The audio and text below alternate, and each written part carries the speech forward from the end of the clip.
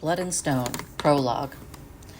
Scattered throughout the Hrefn Sea, just north of the Kingdom of Aethel, lay the Free Isles of Fjell.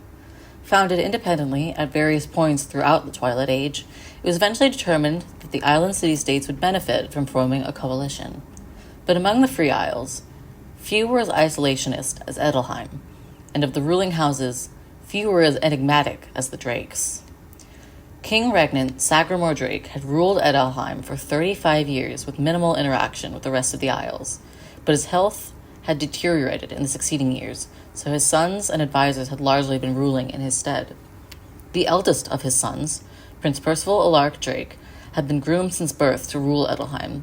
He had been trained in statecraft since he could walk, and had felt the pressure of the crown for just as long. His brothers, Meliodas, Bedivere, and Elian, had also been trained as competent noblemen, but it was the unquestioned fact that Percival would succeed their father. Percival was sitting in his father's study, poring over various political documents. Usually, Chamberlain Wigan would be the one to take care of this kind of work, but he had been called away on family business. The light of the candle flickered, and Percy felt his eyes begin to glaze over, his eyelids becoming leaden and heavy. Just a bit of sleep can't hurt, he thought, resting his cheek on his hand. Your Highness! He shot up, the weariness washing away as he hurried to the door. He threw it open to see a thin man in a green cloak, panting and out of breath. The king's study was at the top of a high tower, and it seemed the poor man had run the whole way up. A missive for you, sir. Percy raised an eyebrow. It's the middle of the night. Couldn't it have waited until morning? The courier shook his head and cleared his throat. No, Your Highness, it's from High Cleric Senna. Percy's eyes widened, and he quickly snatched the missive from the courier.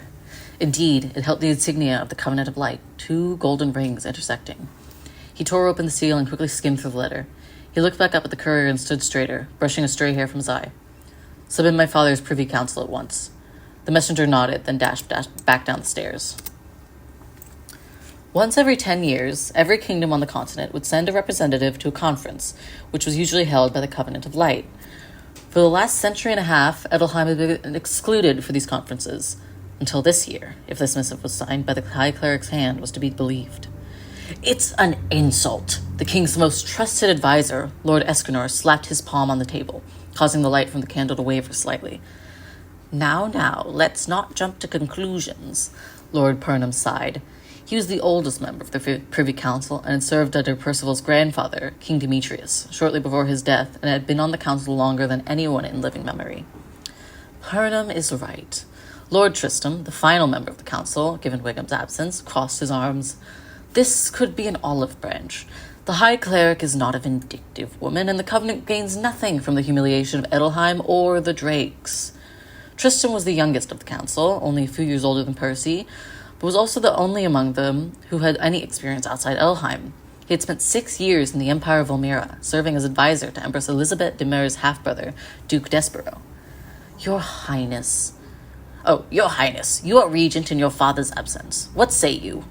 Purnham folded his hands, his large eyebrows falling so low over his dark eyes that they were almost completely hidden. Percy hesitated. The Covenant had never given reason for excluding Edelheim from the negotiations, nor were they under any obligation to do so. Technically based in Ethel, the Covenant of Light was an independent from any one country's jurisdiction, answering to no one but the gods themselves. This meant denying them would be tantamount to denying the gods. Furthermore, the High Cleric was the god's direct emissary on Earth, which made denying the High Cleric exponentially more offensive. Percy glanced at the creased piece of paper in the center of the table, the black ink shining in the candlelight. The High Cleric asked for me by name. Percy cleared his throat. I don't see any way that we can refuse such a request without insulting the Covenant and the gods. Tristram nodded. Of course, Your Highness. Escanor didn't look happy, but the old man never looked happy. Purnham looked content, but at that age he had figured out how to turn nearly every scenario to his advantage. The one person Percy had never learned how to read was Tristram. There was a twinkle in his eyes, like he always knew more than he let on, and he had a vulpine smile that made Percy's stomach churn. There's something off about Tristram, something under his waistcoat and perfectly pressed lapel. Percy dismissed the Privy Council and returned to his father's study. As he began penning a letter to Meliodas, the cawing of ravens outside his window welcomed the rising dawn.